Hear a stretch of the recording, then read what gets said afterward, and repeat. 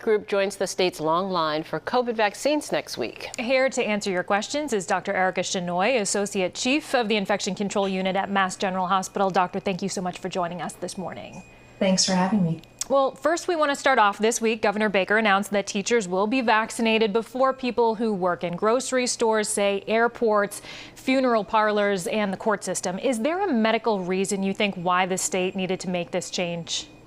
Well, the decisions around the phased allocation have been really multifactorial. If you think about it, phase 1 and phase 2 and the early parts of phase 2 have been about critical infrastructure and then protecting those individuals who are most vulnerable to having severe disease. Now that we have more vaccine supply, we're able to move into those other groups, so the phase 2, part 3.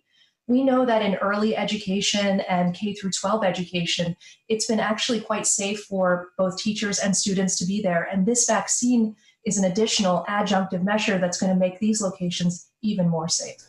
Okay, I know a lot of workers are going to still lobby for it, but let's talk about the timeline for everyone else, especially people who don't fall into any of these priority groups. Do you think it's realistic to expect that vaccine will be available to all of us by the end of May? Well, I'm very hopeful. We now have 3 vaccines, the Moderna, the Pfizer, and the Johnson & Johnson. And if you think about it, earlier on, we were hoping for, across the U.S., 1 million doses administered each day. We are actually surpassing that, and we've surpassed 2 million doses per day. So the way things are going, the increasing locations where individuals can get vaccinated, I think these are all very strong indicators that we might actually get there. To that point, state data shows about 9% of our population has been fully vaccinated now, and 19% have received 1 dose. Are those numbers high enough yet to trigger a big drop in new cases?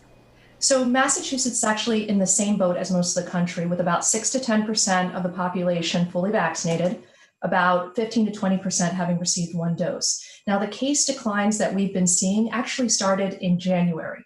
So this decline is probably unlikely to be related to vaccination yet. It's probably a combination of us coming out of the holiday period where there's less mixing, less gathering, and then increased adherence to the mitigation measures of masking and distance, and then some increasing community immunity from natural infection. Now, if we overlay that with this ramp up in vaccinations and the decrease in community prevalence, we're really headed in the right direction. Okay, well, with that, there's new efforts around the world to deliver at least 1 vaccine dose to more people, even if it means delaying a patient's second shot for weeks or months.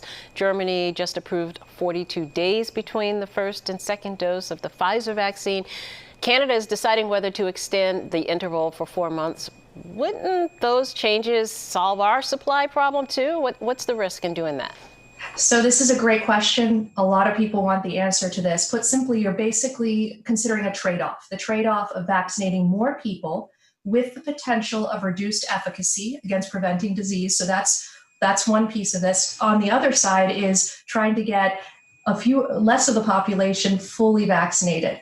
So I think it's probably possible that we'll learn that extending the interval or other dosing kind of regimens might be effective or effective enough. But at this point, when we're looking at what we just talked about, potentially being able to get everyone fully vaccinated within a short period of time, the calculus at this moment is to stick with the FDA-approved dosing regimen. Now, I would keep a really close eye on this space because we are going to be learning more about this, and it might inform our longer-term strategy about what this looks like in the fall for booster doses and things like that. Okay. Dr. Erica Shenoy of Mass General Hospital, thank you so much. We really appreciate your insight. Thank you. Thank you.